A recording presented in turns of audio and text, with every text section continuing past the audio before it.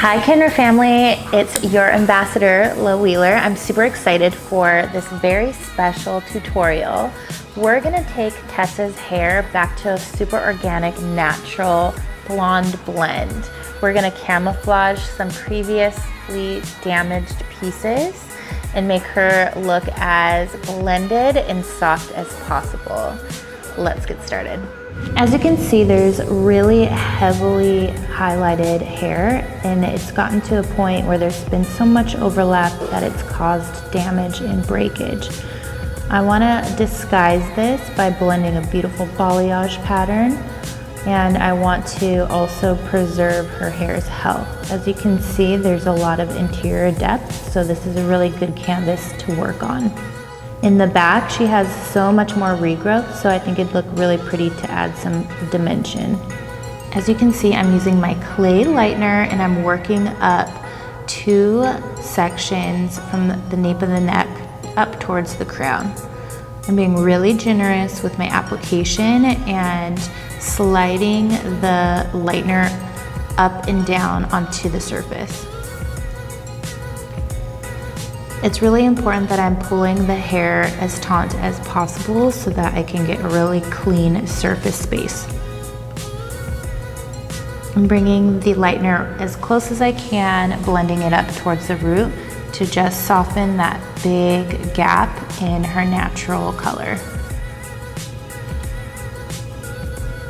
Now I'm working on diagonal sections, doing a really heavy V type of placement. This is just going to give us a lot of dimension as we continue to work up the back of the head. I usually use 30 volume with clay lightener. In this case, because she has such a light base, I decided to work with 20 volume because I am more concerned about the integrity of her hair more than several levels of lift. In her situation, I am super happy with 1 to 2 levels of lift.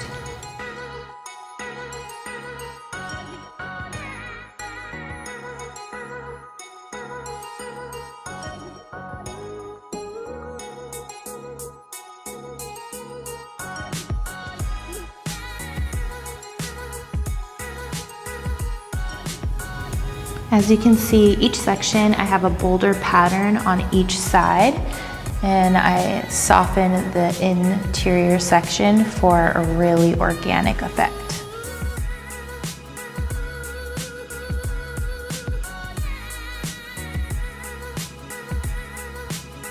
Because I'm using 20 volume, I'm not concerned with overlapping her old color because the formula is gentle enough to budget without over-compromising or lifting it too high.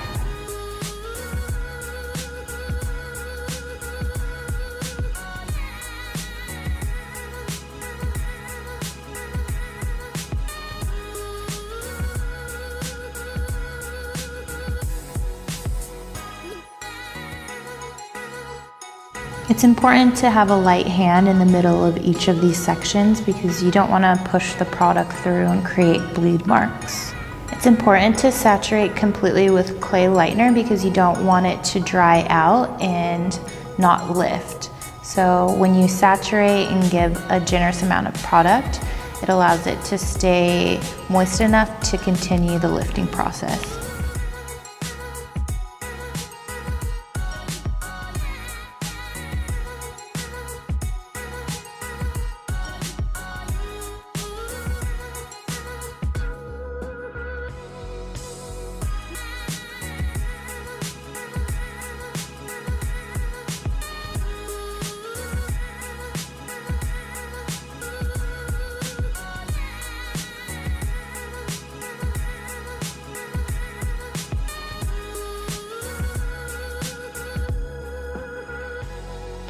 Now as I work on the front 2 sections, I switched over to blue powder lightener.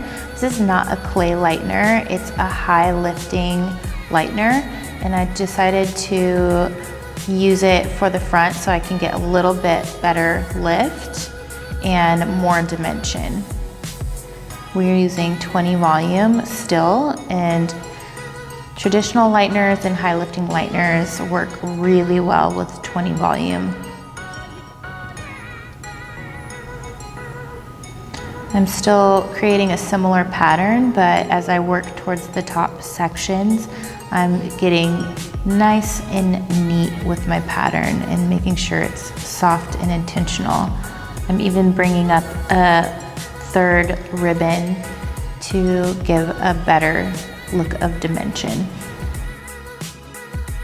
This lightener is slightly blue, and that helps to tone while it lifts, and I mixed it 2:1 to help it glide onto the hair.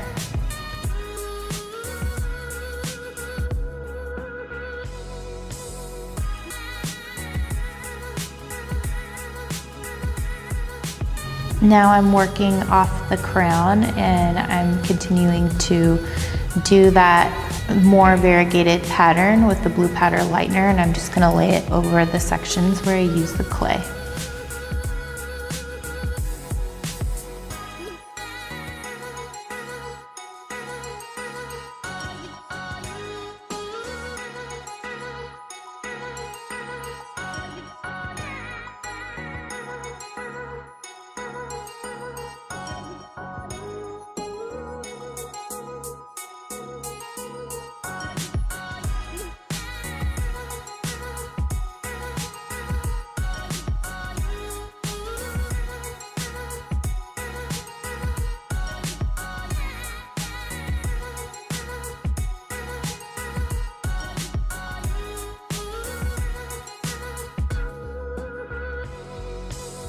At this point, I like to use cotton. I don't always use it, but in this case, I found it to be helpful in keeping all the sections separate.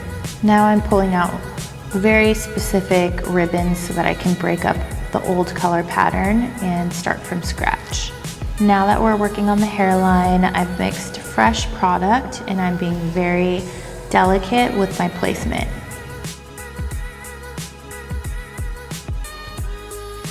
I'm working from ear to front of forehead so that I don't disrupt the color placement as I work.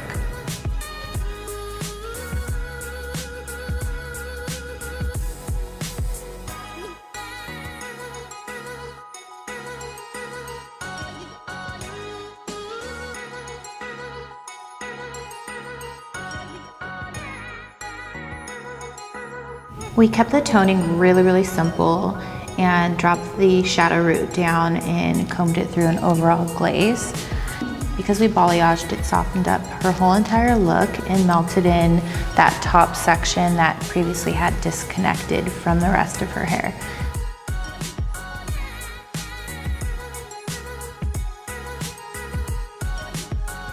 Here's our final result on Tessa's hair. We loved how soft and melty it turned out.